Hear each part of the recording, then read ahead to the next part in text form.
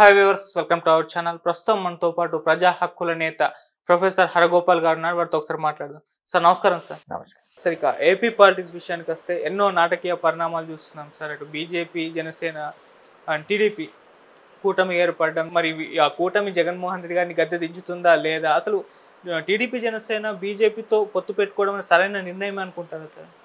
నా దృష్టిలో పవన్ కళ్యాణ్కు పెద్ద ఐడియాలజీ, ప్రాపంచిక దృక్పథం ఉందని అనుకోండి. ఆయన ఒక ఎమోషనల్ బీయింగ్. ఓకే, యాక్టర్ కదా. అవును. యాక్టరు యాక్టింగ్ చేసేప్పుడు చాలా ఆవేశం కావాలి. చాలా ఆవేశం ఉన్నటువంటి వాళ్ళు చాలా సక్సెస్ఫుల్ యాక్టర్స్ అవుతారు. ఓకే, అంటే వాళ్ళు చాలా బలంగా ఇచ్చేస్తారు. డైలాగ్ డెలివరీ అది ఉంటుంది కనుక పవన్ కళ్యాణ్కి ఆ పాపులారిటీ ఉంది. చాలా చాలా పవర్ఫుల్ యాక్టర్ అనేటువంటి యాక్టింగ్ వేరు, జీవితం వేరు. రాజకీయాల్లో పూర్తి యాక్టింగ్ పనికిరాదు. కొంత రియాలిటీ, కొంత సిన్సియారిటీ కొంత ఉండాలి. కానీ ఆయన తానేమనుకుంటున్నంటే ఈ ఫ్యాన్స్ ఉంటారు కదా, ఆయన చూడాలి, ఈ సినిమా యాక్టర్ని చూడాలి అని ఒక క్రేజ్ ఉంటుంది జనంలో. ఆయన ఎక్కడ పోతే వస్తారు. ఆ వచ్చిన ఫ్యాన్స్ వాళ్ళు ఓటర్స్ కాదు. ఓకే, వాడు సగం మంది పోనే పోరు పోలింగ్ బూత్కి, యూత్. సరే పోయినా ఆయన కోళ్ళ ఓటు వేసిన వీళ్ళు ఇంకొకరిని ఒప్పించి ఓటు వేయించే శక్తి వీళ్ళకు ఉండదు. ఇది ఫ్యానే కానీ కాదర్ కాదు. కనుక పవన్ కళ్యాణ్ సోషల్ బేస్ ఏదైతుందో ఒక యూత్లో ఒక క్రేజ్ ఉంది. కానీ ఈ యూత్ ఇతన్ని గెలిపించాలి మనం తప్పకుండా.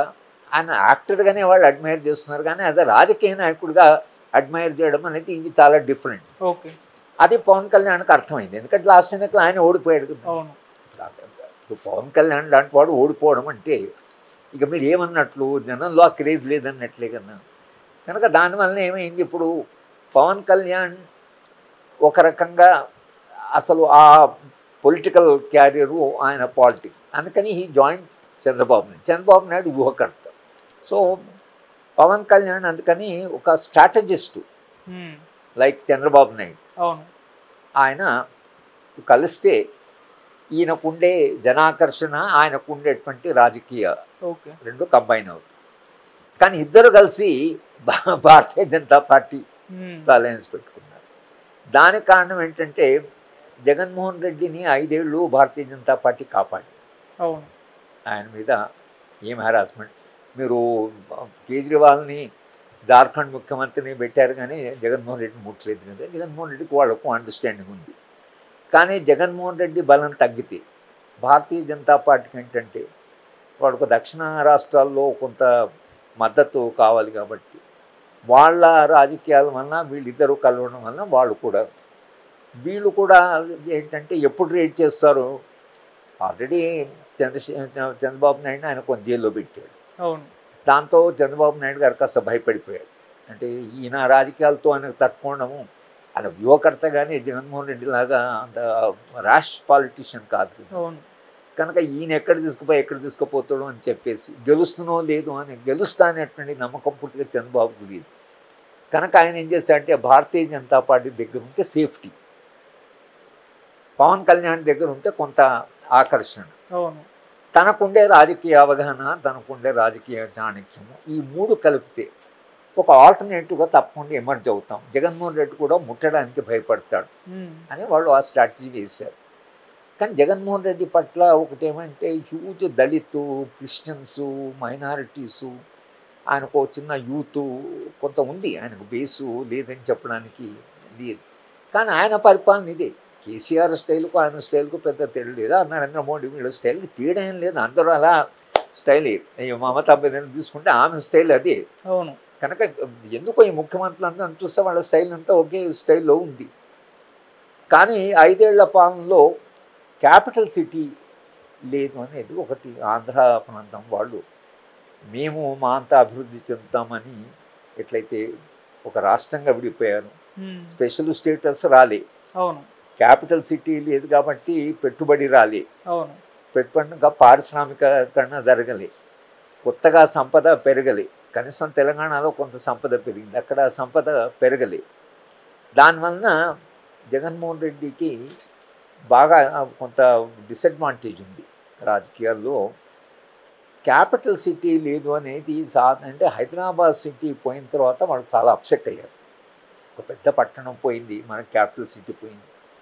చంద్రబాబు నాయుడు ఏం చేశారంటే నేను హైదరాబాద్ లాంటి సిటీ, హైటెక్ సిటీని నేను డెవలప్ చేశాను అని ఆ నమ్మకంతోనే ఆయన గెలిపించారు.